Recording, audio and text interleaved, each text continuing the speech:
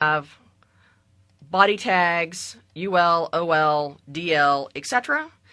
And we'll explain more about what those things are in just a tiny little bit. But basically, we also need to understand the benefits of using CSS.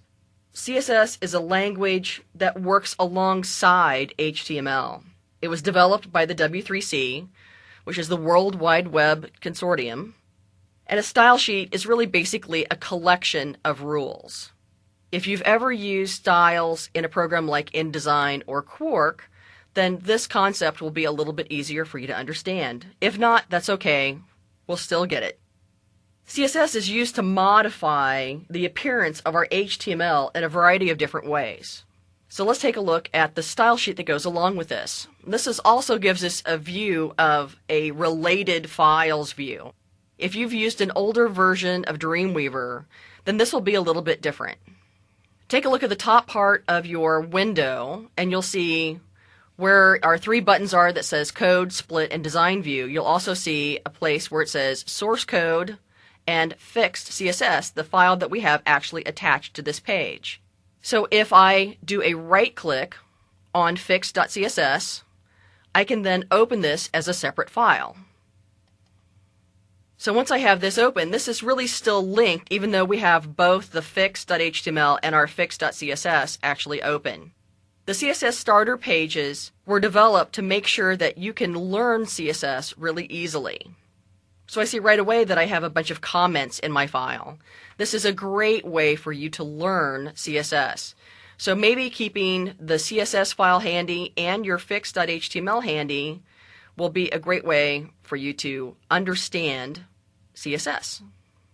So let's go back and take a look at our page again. I'm going to go back to just my design view so I can see a little bit easier.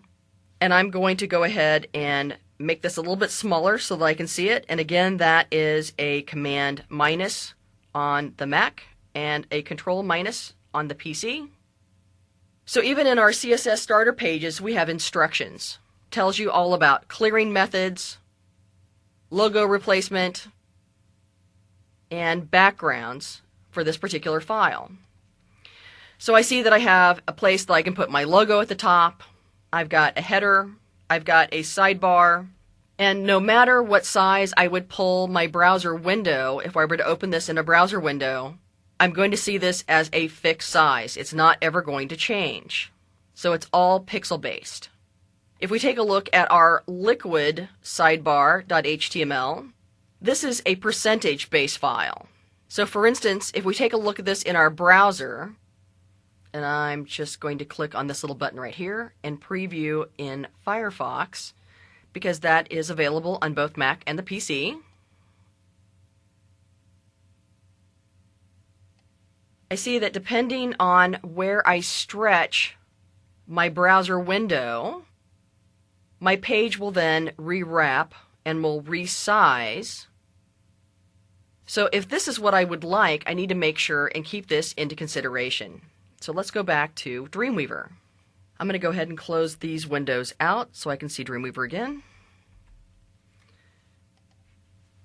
Alright, so now we have a bunch of files open, so I can see that now in Dreamweaver all of these end up in little tabs at the top of my screen, so that makes it a whole lot easier to go back and forth, both on the PC and the Mac. The PC has always been like this, so if you've used Dreamweaver before on the PC, it won't look any different to you, but on the Mac this is very much different, being able to see these in tabs now. I'm still able to see both my source view and my CSS view here. So this is my related files view. If I had a whole bunch of files in here, more CSS files, let's say I'm working on a WordPress site and I have related files that are both CSS and PHP files, over on the right hand side here I have a little tab that I'm able to see. I can do a custom filter, show all files, or maybe I want to just see the related files, the PHP files, and not the CSS files. I can do a custom filter on those related files over here. So far we've taken a look at planning and how to do a flowchart really as a first point of interest to make sure both you and the client are aware of what pages are going to be involved, our main pages, secondary pages, third level pages, etc., what links and what information might be on those pages. That can be done in a multitude of ways. A flowchart can be done inside of Dreamweaver, it can be done in Illustrator, Fireworks, etc. It really doesn't matter where, as long as you're sharing it with the client so both of you are on the exact same level. So next we're going to be taking a look at how to put together a Dreamweaver site.